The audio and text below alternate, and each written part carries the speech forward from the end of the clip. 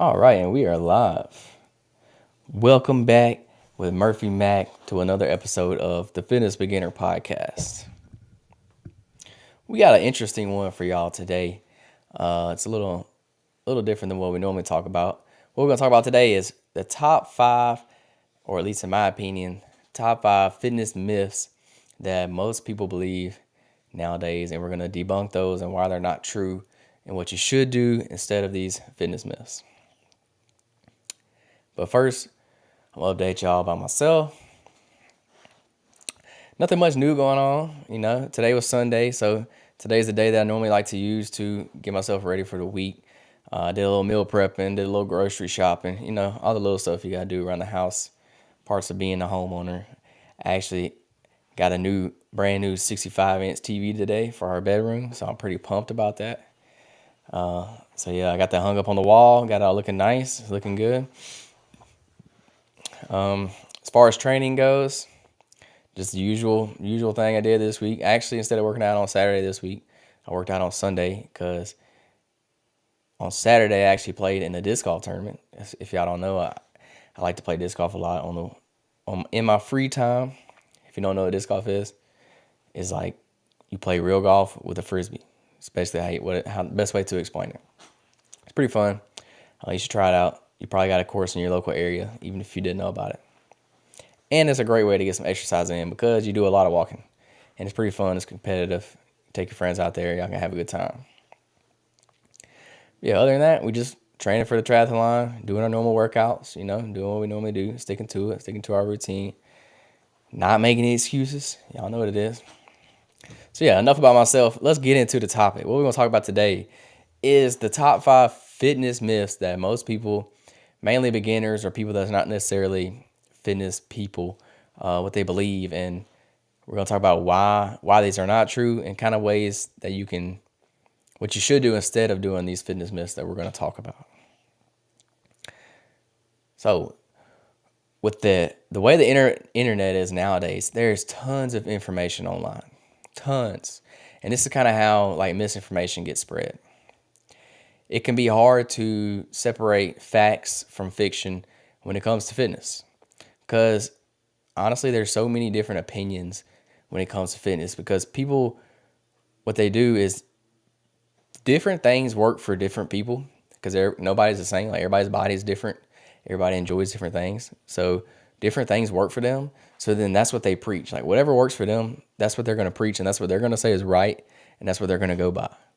So when it comes to the internet and fitness, influencers and things like that, they're all going to tell you different things. And some of them will even tell you things that contradict each other, that completely go against each other. But that's just because that's what's worked for them. So that's what they believe in, which if it works for them, great. If it works for you, great. You gotta get out there and experiment what can work for you and what doesn't, because not everything is going to be true. Just because it's not true for you doesn't necessarily mean it's not true for somebody else. Because for example, the keto diet. A lot of people love the keto diet and they do it and it works for them. But there's a lot of people out there that say the keto diet is not good for you. It's not healthy for you and they don't believe in it. So it's they're contradicting each other. They're literally telling you the opposite of each other. So it's what do you believe? How do you believe one or the other? You just got to try it. You got to try it yourself. That's the only way you're going to find out. So today we're going to be dividing this fact versus fiction. And we're going to spread some value. Hope y'all get some from this. You're probably doing one of these. You're probably doing at least one of these myths or believe in one of these myths. So hopefully we can kind of help you out and set you straight. And that way you can kind of avoid this myth in the future. All right, so let's get started. Number 1, cardio is the only way to lose weight. This is far from the truth. Yes, cardio is a very good way to lose weight. It's a good way to burn calories. It's a good way to break a sweat. This is what everybody thinks of when you think about losing weight, because it can burn so much calories in one time frame, in one workout. You can burn a lot of calories from doing cardio. So many people believe that this is the most effective way because you burn so much at that one time. However, this is not entirely true. So while you do cardio, it does help burn calories, and it can help weight loss, but it helps weight loss by putting you in that calorie deficit. So by making you consume less calories than making you burn more calories than what you consume in a day. So the reason cardio is not necessarily the only way, I also believe, well, it's not necessarily the only way. I mean, it's definitely not the only way, but it's not necessarily the best way to lose weight either, in my opinion, for the long run. So yeah, if you want to lose weight quick in a short amount of time, cardio is the way to do it. But if you want to lose weight over a long amount of time, for a long period, you want to start incorporating some strength training into your routine, because strength training, like working out, it's gonna build muscle. And what building muscle does, it boosts your metabolism. It burns more calories to hold muscle on your body. So like you're burning more calories that way. And there's several ways that actually holding more muscle in your body can help you lose more weight. It's gonna boost that metabolism, which is kind of the main way. And then you're gonna burn more calories. You're resting, like, I forgot what the term is. The amount of calories you burn in a day just from staying alive and not doing anything. Like if you sat on the couch all day, you would burn more calories if you have more muscle on your body than you would if you didn't. So it's better to have that extra burning ability over time to lose more weight, if that makes sense. So yeah, cardio, yes, you can lose weight and it's a good way to burn calories, but it's not necessarily the best way or the most efficient, because one, most people don't even like doing cardio, so they won't do it. They'll do it for a little while and then they quit doing it. But two, once you leave the gym and you're done running or whatever exercise you're doing, you stop burning calories right then at that moment. When you do like a strength training exercise, your body is still burning those calories after you leave the gym. So you can kind of burn more calories from working out, strength training, over the long term, throughout a longer period of time. So number 2, lifting weights makes women bulky. This is simply not the case. This myth has been around for decades. It's just not true. Women typically do not have enough testosterone in their body to build bulky muscles.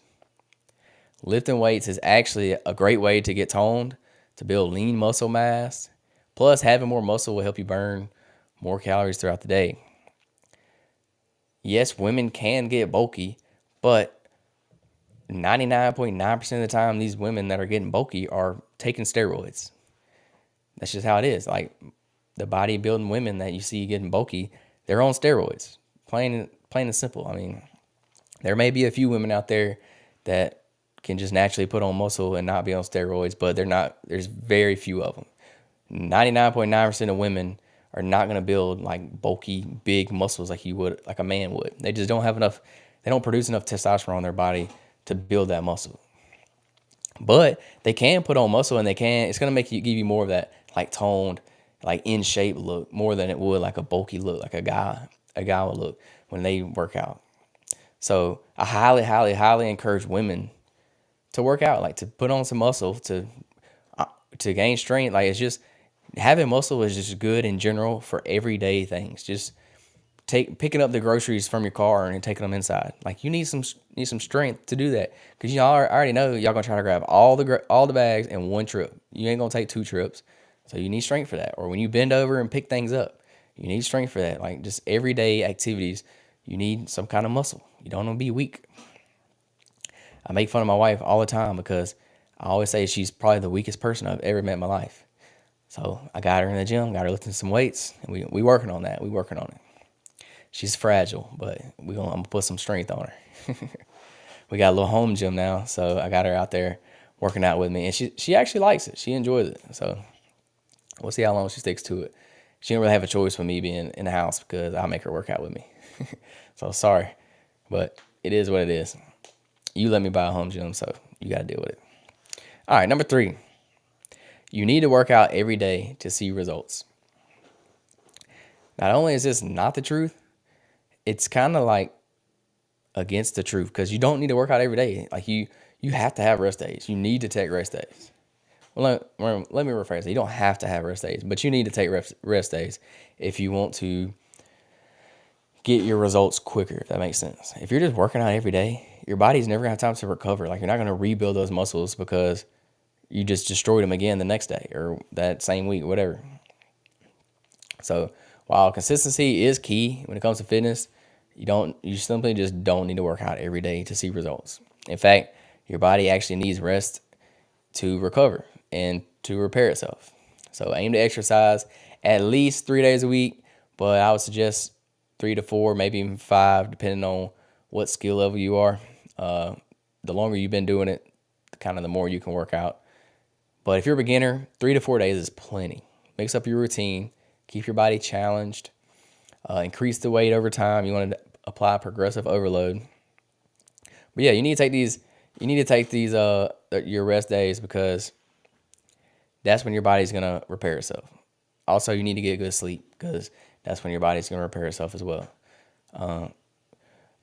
Yeah, there are some people that work out every day and they see really good results, but that's mainly like bodybuilders. And normally these bodybuilders are enhanced. They're taking steroids, which rapidly increase their recovery times. So they could probably work out twice a day if they wanted to and still see very good results just because those steroids decrease the recovery time needed by a lot, by exponentially. So yeah, there are some people that work out every day, but it's not needed, especially if you're a beginner or if you've been doing it for 1, 2, 3 years.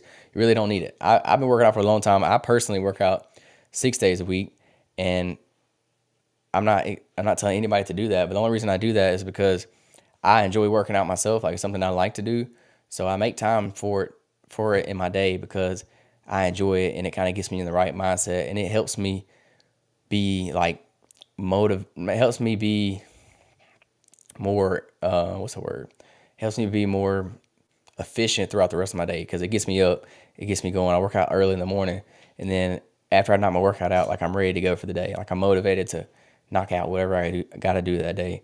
So that's why I like to do it. I also don't kill myself every workout because I know I'm going to work out that same muscle group again that week. So instead of doing like long 2-hour workouts, instead I'll knock out like an hour workout and take it a little bit lighter because I work each muscle group twice a week. So I don't kill myself. If you're only going to work a muscle group once a week, yeah, it's probably best you go a little bit harder on that muscle because you're not going to train it again until the next week. But if you do kind of how I do, you can kind of tone your workouts back a little bit. But that's what I do. Number 3, you don't need to work out every day of the week to see results. 3 to 4 days a week is good. The more experienced you are, the more you can kind of add days in there.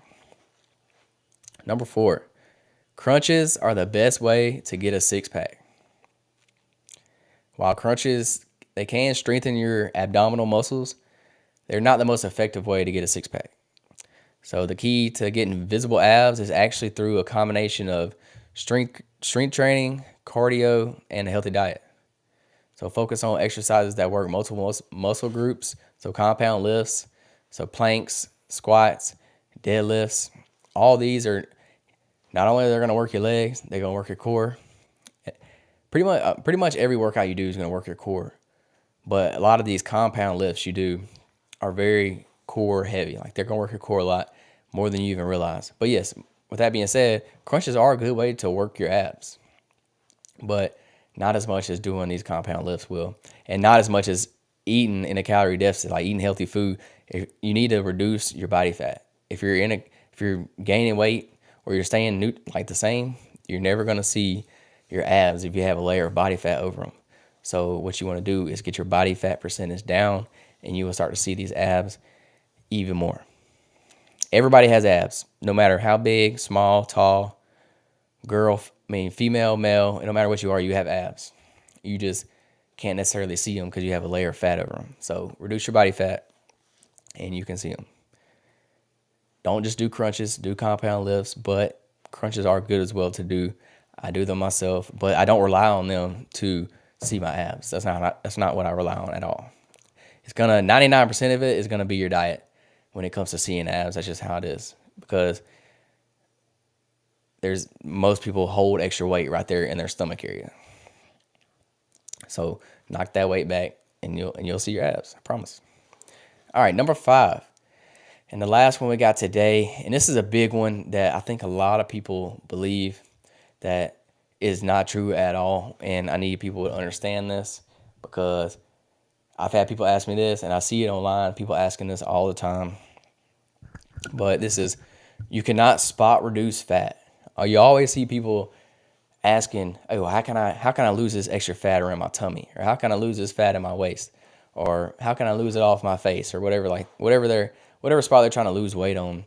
You can't spot reduce it. Like, you can't pick a certain area of fat on your body and work on it to lose that weight. It just don't happen like that. So many people believe that you can target these specific areas of your body for fat loss, but this is just, it's not possible. So when you lose weight, you lose it from all over your body, not just one spot. The key is to create a caloric deficit through a combination of diet and exercise to lose fat overall. So if you lose 2 pounds that week, you can't just say, "Oh yeah, I lost this 2 pounds out of my stomach." Like, it don't work like that. You lost 2 pounds on your whole body, not just that one area. You can't do, going back to the last one, you can't do crunches and think that your belly fat is just gonna shed away. Like, it's not gonna happen. You can't just do that. You can't do a bunch of squats and think you're gonna lose some weight in your thighs or on your waist or anything like that. It don't work like that. You just need to be in calorie deficit, and you'll lose weight all over. And then eventually, over time, as you keep losing that weight and you lose more and more weight, then you'll start to lose weight in that area that you're trying to target. So don't sit there and just try to do crunches all day, 5 days a week, thinking you're gonna lose all your belly fat. It's not gonna happen. I see this a lot, and I don't understand why or where this myth came from or why people believe this, but it's probably the most far from the truth that you can get. So I don't really know, like, where this belief came from, like why people believe this, or like where we went wrong with this. But yeah, a lot of people that are not necessarily in the fitness industry or work out themselves, a lot of them believe in this. But y'all need to understand that you can't work on your belly fat. You got to work on your whole entire body's fat, and eventually that belly fat will go with it. So, and there you have it. That is my top 5 fitness myths debunked, why they're not true, what you should do instead of these myths. So I hope this information was helpful. Take it and use it in your own fitness journey. Like I said at the beginning, you're probably doing at least one of these or believe in one of these. So hopefully you learn like not to do this again in your own fitness journey. Remember that it's essential to focus on overall health and well-being when it comes to fitness. Don't just try to conform to societal standards and think you got to look like the shredded 5% bodybuilder online that, honestly, he looks cool. I ain't gonna lie. They're big, jacked, they look cool. You want to be like that, but that's not normal. You don't have to look like that. You don't have to compare to them. Or for women, the big 5'10" supermodel with zero body fat. You don't have to look like that. Just get in shape, be healthy, make yourself happy, and that's really all that matters. So yeah, hope y'all got something from this today. Apply it in your own life, in your own fitness journey. So y'all tune in next week. We'll have another episode. I'm not sure what the topic yet will be, but if you got one and you want me to do a topic on, please message me on any of my social media. Shameless plug. I'm on Instagram, TikTok, Murphy McFit. That's MurphyMcFit. Murphy McFit. I'm on YouTube, Murphy McCammon. Snapchat, Murphy McCammon. LinkedIn, Murphy McCammon. Yeah, y'all hit me up, social media. DM me, follow me, subscribe to my channel on YouTube. I'm trying to build my YouTube right now. I just started posting my reels and shorts on YouTube. So y'all subscribe to my YouTube. And I also put my podcast episodes on YouTube as well. But I have my own channel for the podcast. It's the Fitness Beginner Podcast. So I know, basic name. But yeah, y'all subscribe, check it out. I'd appreciate it. Leave me a review, a comment, a like. If you have any questions, message me. I'd love to answer them. If you have a podcast idea or have any questions that you would like me to answer in a podcast, please let me know. I need ideas. I'm open to all suggestions. So yeah, y'all hit me up. I'd appreciate it. But that's it for me today. I appreciate y'all tuning in. Tune in again next week. We'll spread some more value to y'all. Peace, love, protein. We out.